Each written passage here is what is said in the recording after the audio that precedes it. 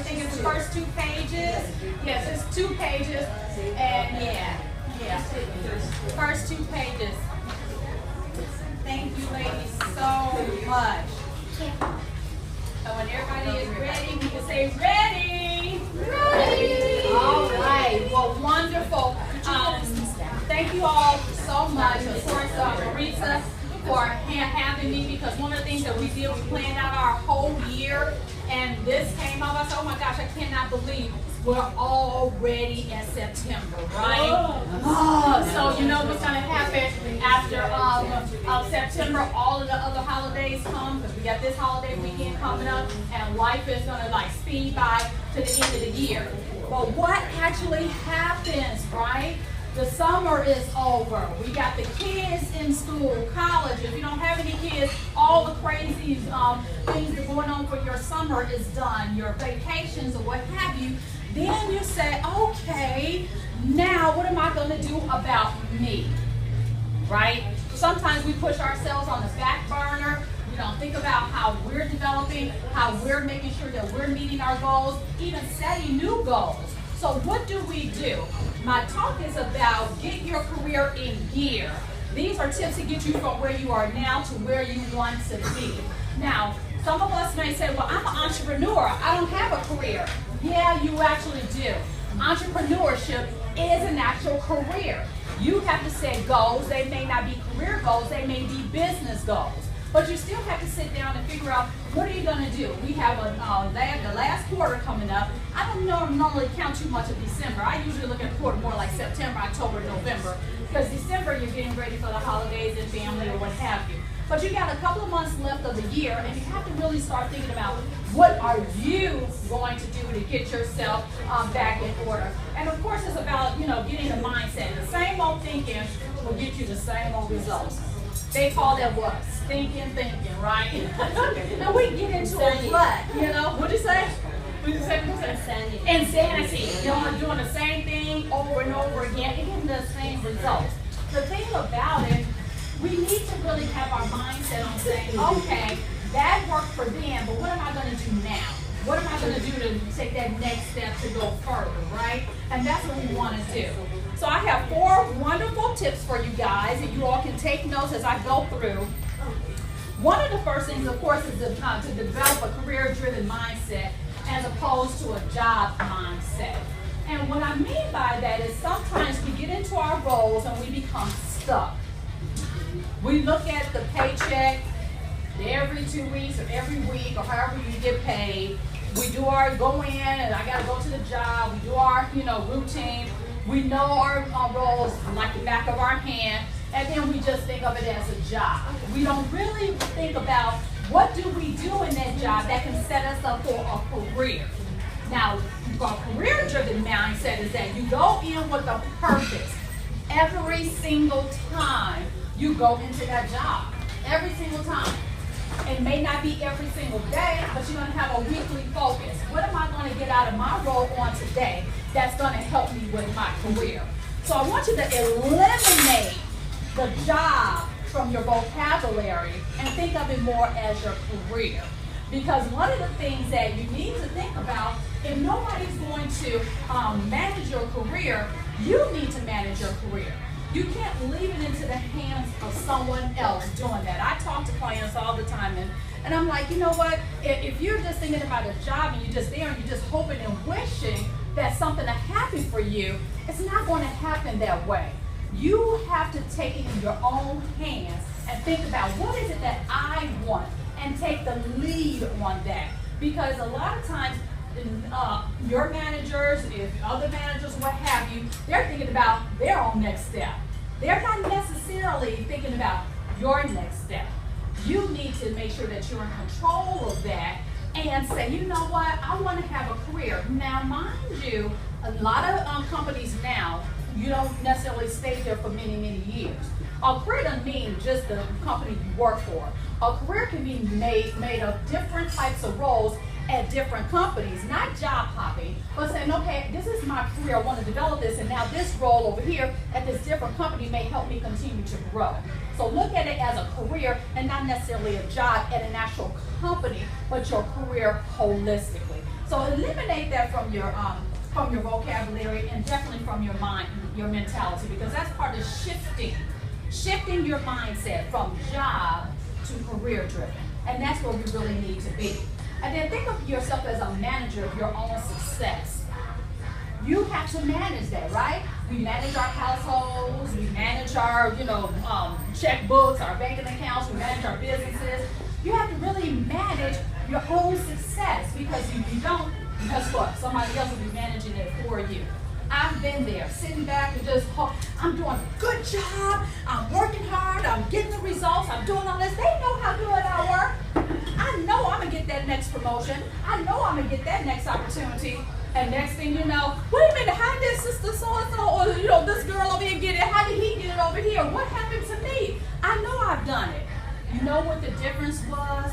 They made it known that they were interested in a career and going forward. And not me just sitting there being a worker bee. Because I'm just worker bee. I'm just working. They love everything I do. That's great. But they want me to stay right there because I'm making their results look good.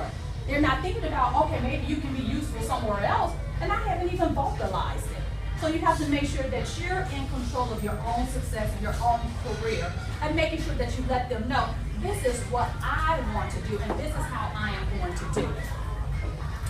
All right, then of course, take full responsibility of your career path and your own development. So there is actually development in the work that you do. You use communication skills, right? On the job, right? You use flexibility skills, adaptability, all of those relationship building skills. All of those things you're doing on the day-to-day job anyway. Those are those transferable skills that you can utilize in a lot of careers. And don't just think it's right there. You're learning how to write and communicate verbally, not only verbally, but also in written form. Those are key skills that you can actually utilize for other roles. So you're developing in your actual role as you plan for your next step. So don't just think, oh, I'm just going to do this, send this order over here, send this over there. You got great customer service skills. You've got all of these different skills that you are developing in your role every single day.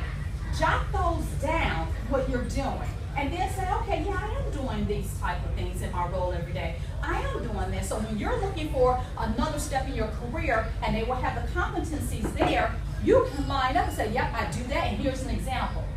I do this, and here's an example of how I do this. And then you're building your own repertoire of what you are actually doing for yourself and for your career. Otherwise, you're just going to still go in there and do the same old thing every day. You set your 8-hour day. I was going to say 7:45 because that's where I work. 8 hours a day, and then you go in and you go home. I was like, okay, but what are you really getting out of that? Are you leading upward? Meaning, are you helping your manager? Are you working with your manager and training your manager? Are you training others? Think about all those different things that you are actually doing on your job and even in your day-to-day role as a business person, that you can utilize those skills for so many other areas. So think about those things as well. And then consider taking courses to increase your skills. So if you're thinking about maybe switching careers and getting out of the job that you're in, get on about taking an actual course to help you get to where you want to be. A lot of times we just wish. I wish I could do this. I wish I could do that. Well, I'm going to sign up next week. I'm going to sign up next year. It's like, you know what? By the time all that happened, next year, been here and gone. When are you going to do it? And just you really say, yes, this is what I really want to do, even if it's vastly different. Now, yeah, I love the salary of being a doctor, but I'm really not into wanting to go cut up nobody. So I'm not going to switch my career like that. So just, realistically. But if there's something that you really want to do and you want to hone in on a particular skill and also improve a particular skill or even switch your career, start now. This is the back to school season right now. Get into somebody's community college and take a course, or even go back and get an actual degree, whether it be your BA or even an MBA or what have you. Just do it, because although it's going to take this amount of time, by the time I'll be 40, by the time I'm finished, well, you're going to be 40 anyway, so you might as well do it. So it's all about the mindset. shifting the mindset. What do you need to do to get you where you want to be? So take that. And then consider, of course, investing in a career coach. I'm not saying that just because it's me, but yes, I would love it to be me.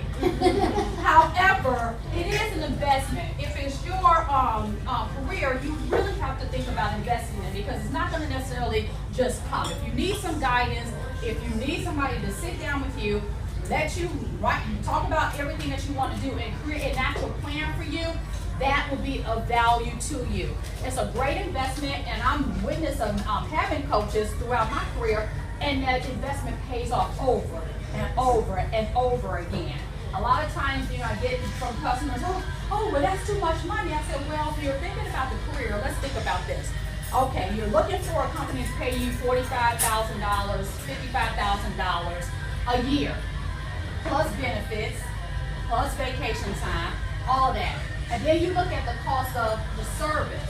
So let's do a percentage of that. It's usually less than 1% of the salary that you're trying to get.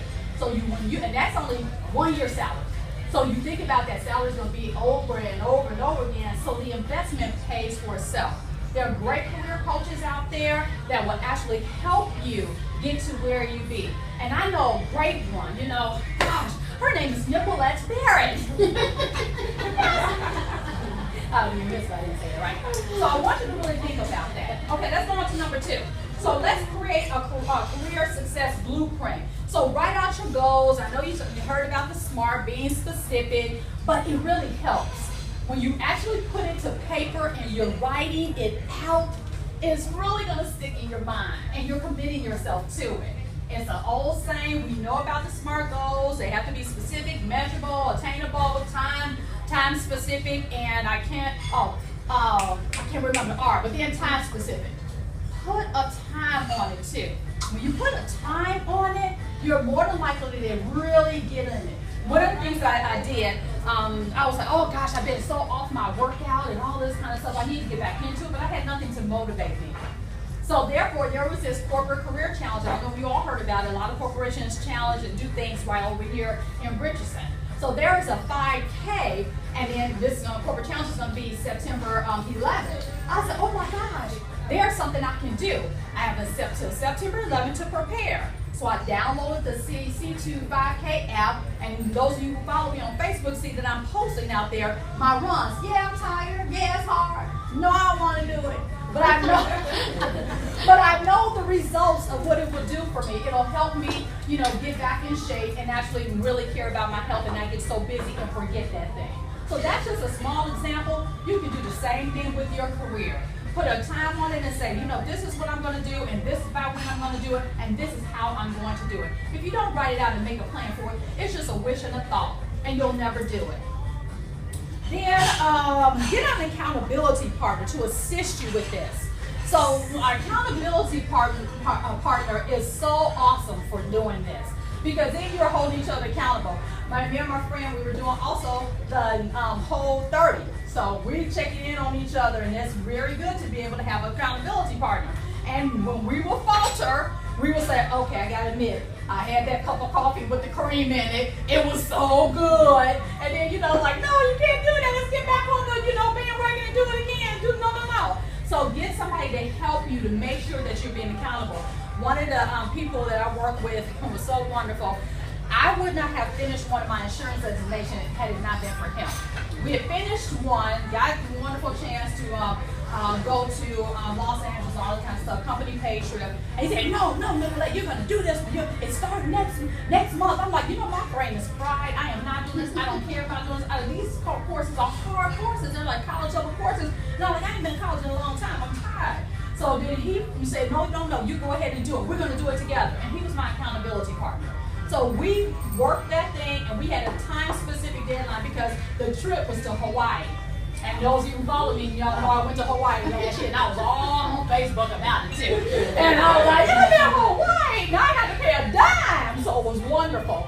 So that was time-specific. We had to get those courses done in order for us to qualify for this trip. And I got a chance to meet his family. I said, honey, if you don't know, your husband, if it wasn't for him, I wouldn't be here with my family. But your husband really was accountable with me. We took those classes, we studied, we checked in with each other and everything. and we were able to accomplish that goal. Now I have 3 insurance designations because of him, which is really, really wonderful. I wouldn't have even did it. So having that accountability really helps, and it really pushes you for that. And then look for those opportunities that are in your current role. Is there something that's not going right in your job, on the workflow, or what have you, that you just wished it would be better? Have you really even thought about, maybe I should come up with a plan and submit it to leadership or my manager and just say, why don't we do it this way? So those opportunities are around us every day, and we are creative people. Women know how to find a better way to do almost anything, don't we? Almost anything. And so why not, implement that on the job? Even if they say no, but you tried, you took initiative, right? And you're being engaged in your role and what you're doing. And when you're engaged in your role and what you're doing, they will see your value. And then, of course, I was like, you know what? I'm really career-driven and not just coming here collecting my paycheck and just sitting down and going home. Think about those opportunities that are on your job right now that you can affect change in some kind of way for the better. For the better. And guess what? Those are great things to build your resume up with, too. Because I'm always asking, what does your job performance say? What are some of the results that you're doing? Tell me some quantifying things. How did you do that? What was the result of that? I'm always asking my clients that. I'm not about to produce a resume with a whole bunch of tasks on there. We don't need task masters anymore. We need people who are results driven, who will actually get paid and actually bring some value to the company. So you got to have some results behind you. So think about that as well. And always, in essence, be prepared for the next opportunity. Make sure your resume is updated. Make sure your development is updated. Make sure all those key things that you're doing are written down, so when it's time for an opportunity, you can say, I am ready. I'm going to tell you a story. I had a person contact me from my company and said, you know what, I'm thinking about my job may not be secure in the next year or so, and I need a resume. But you can go ahead and do it for me, so I'm going to go ahead and get it done. But I'm not really in the market to use it for another year. She emailed me yesterday, and I was doing the final draft and everything, getting it prepared to send to her. And she said, this could not have come at a better time. I was just notified today that my whole department and my job has been eliminated. I sent her an email back screaming like, OMG. I can't believe it. I am so sorry to hear that. And she thought she had another year, y'all. But for some reason, she had the foresight to contact me. She said, I've been watching you all on LinkedIn. I've been watching you. And I started contacting. I said, no. And I said, no, I'm just going to go ahead and do it. And this is 2 weeks ago. And now her resume is done. She got her final product and everything. And I was very heartbroken because this person's been at the company for 11 years, had a wonderful training role, all this kind of stuff. But now she's ready. She's ready for that opportunity. She said she can't find a job within the company. She has to look elsewhere. And then her role is totally eliminated, and she loved her role. So it looks like she's going to have to probably look outside of the company because they don't have that role anymore. And that was very disheartening for me because change is all around us. No matter how long we've been with a company, your job can be eliminated in an instant. Because she honestly thought she had about a year. She said, I'm just going to have it, as I get other things, I'll just tweak it as I go along. But then was totally eliminated. And, it's still bothering me because I just couldn't believe it. Number 3, this is something that you probably like, what does she mean by this? Number 3 says, get your emotional intelligence in check, especially in the workplace. That's hard to talk about. Because we will have these breakdowns, these attitudes, and all this kind of stuff. What's that movie where Tom Hanks said, there's no crying in baseball? There's no crying on the job either. You have to have emotional intelligence in order to excel in the workplace. Being able to build effective relationships. Being able to communicate effectively. Not telling everything about you and everything else. Not saying you can't share a little bit, but sometimes as women, we overshare. We tell a little bit too much. We're doing all this other stuff, but then we want to be the cookie baker. I'm bringing some cookies, and I'm going to organize the office parties. Yeah, that's okay to a certain extent. But think about, okay, when is my place? When can I do that being a participant, but not being seen as that kind of person? in the actual office. And that's kind of a hard transition because we're nurturers, right? By nature, we want to do that kind of stuff. But having that emotional intelligence within the job to be able to decipher, when should I do this? When should I not do this? When should I say this? When should I not? Keeping my mouth shut in the meeting or saying something in the meeting. Is it going to add value? Is it not going to add value? And really thinking through those things as you develop your career. I have seen, and this is a gentleman, I have seen just say some stuff and we all sitting there like, huh? Why? Why are you saying that? It adds no value, and it makes him not present himself very well because he's just saying whatever. But you have to have a certain level of emotional intelligence on the job to be effective on the job. So what is emotional intelligence? The capacity to be aware of, control, and express one's emotions and to handle interpersonal relationships judiciously and empathetically. So being able to do that and maneuver and have those relationships be so robust and have those relationships so, good and solid and not that wishy-washy stuff. You want to make sure that we separate that in the workplace. Not to say that you can't be yourself, just make sure that you're not being your whole self. So if you have a temper at home, don't bring that temper at the office. If you are whiny at home, don't bring the whine into the office. Those kinds of things. And you know what? Yes, we have frustrations on the job. We do have those things. But how you handle that, oh my gosh, it's really going to elevate you from being an employee to somebody who really is engaged in having a career. And that's what you really want to do. So keep your emotional intelligence in check. And then think to yourself, what is your attitude? Have you done an attitude check for yourself? What is your attitude? How do you display yourself and present yourself in the workplace? How do you present yourself to leadership? How do you present yourself to your employees if you have direct reports? How do you do that? What is your attitude? What do they say about you? And you want to have a positive, now I'm not saying a perfect reputation, but a positive reputation on the job, because those with positive reputations are seen as career driven. Are you self-aware or are you self-delusional? That ain't me. I don't know what they talking about. That's not how I act. That's not what I say. That is so not me. And everybody they're like, I mean, I can't say too much because we are recorded, but this person will say, I'm not a micromanager. I'm not a micromanager.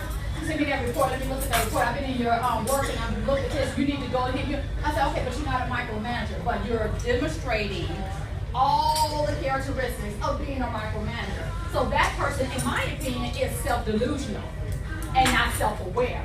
So when you are self-aware, you know how to act. You know, it's so funny because I know if I'm in an environment where, you know what, this is probably not the conversation I need to be in, I'm self-aware not to insert myself and move on somewhere else. So, I'm not going to sit there feel uncomfortable and make those persons feel uncomfortable. It may not be about me, but it's just not a conversation I probably need to be a part of. So I will remove myself from that situation because I'm self-aware. I'm self-aware if I'm running on at the mouth too much in the office or in a meeting. I'm self-aware of how to say what I need to say, think through what I'm going to say, and then say it, make sure that it makes sense and also adds value. So I'm very self-aware of that. And if there is a time that I'm self-delusional, I don't mind getting somebody to pull my coattail and pull me aside and say, you know what, you said this, you probably shouldn't have said that or probably watched that. So being able to take it and say, you know what, I didn't even realize it. Thank you for pulling my coattail and telling me about that. So that's something I can be aware of for another time. So don't be in that self-delusional mode and be willing to take those pulling your coattail and say, hey, this is what you need to work on. And that's okay because, again, you're developing yourself. It's all about development. We're not perfect. We're developing every single day. And let's see. And then think about, how are your relationships? Do people come to you? Do people ask you questions? Do people seek you out? Not necessarily just for the day-to-day, job and how to do this, how to run this report, but do they come to talk to you about maybe an issue they have in their work, that you're trustworthy enough to do that? So how are your relationships? Or are you one of those who, I talked to a client yesterday, I'm just the type of person to just, get in there and I just do my work and that's it. And I'm like, well, you can't just go in and just do your work and that's it. You have to build relationships. You have to build those connections because you never know who's going to be your boss's boss's boss on that next time, right? I'm going to tell you all a funny story. When I first became a manager and leadership, one of the people who trained me coming in, was, real good and all this kind of stuff. And all of a sudden, I ended up being promoted for this person. So this person just treated me like crap. I mean, just was mad, all this kind of stuff, and making, spreading rumors and everything. So I had to distance myself from this person. And then we ended up being in an environment, so I told my manager, I said, you know what, don't put this person on my team. Whatever you do, don't put this person on my team. We got some bad blood right now. So she said, okay. So they would work around. Then about 2 years came. She said, I know. I had no choice. I got to put on your team. I said, you got to put on my team. I said, oh my God. I said, Lord, help me. She put the woman on my team, and I became her boss. And you know what? It honestly ended up being one of the best relationships. That relationship rekindled itself. It became better because I was like, you know what? I never had a problem with you. You just had a problem with me. So therefore, I'm going to see beyond that because we got to get to work with her. I'm responsible for the results of this team. So I don't have time. I had to put that self-stuff aside, my emotional intelligence, although I was not happy. I had to put that aside because I had to do the job and I had to get the results. So we are so cool right now, it's unbelievable. But she had to put on my team, so you never know who's going to be your boss. So be very careful. And so therefore, get in control of your emotional intelligence. If this is something that's being the first time that you're aware of, get in control of your emotional intelligence right now. Take a stock of it, look at it, and say, you know what, these are some things I can tweak and just start, thinking about it.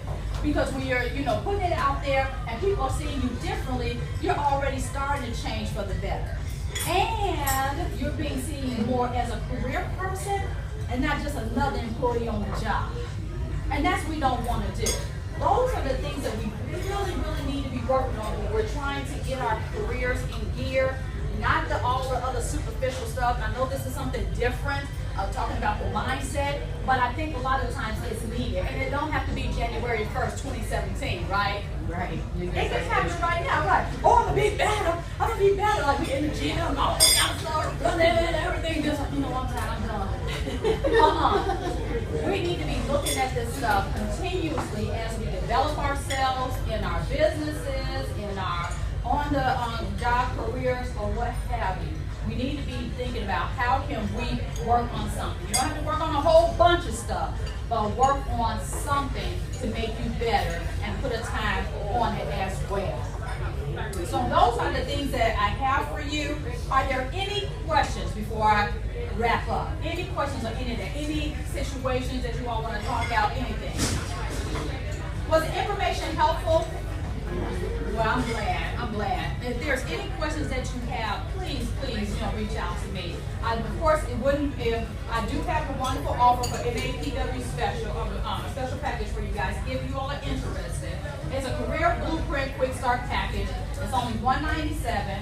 But I have an hour of coaching with you guys, 90-day career strategy and development plan, and I gave you 30 days of unlimited text and email support. If you need me, you're going through issues and what have you, how do I handle this? How do I say that?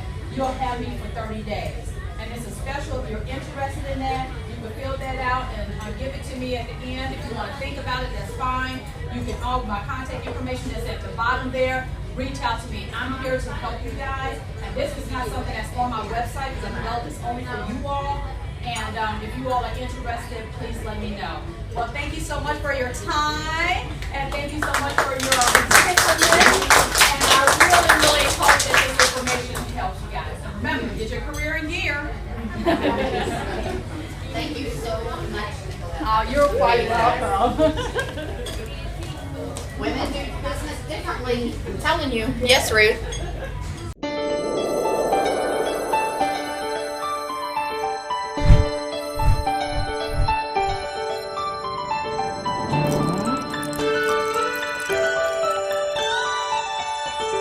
Thank you.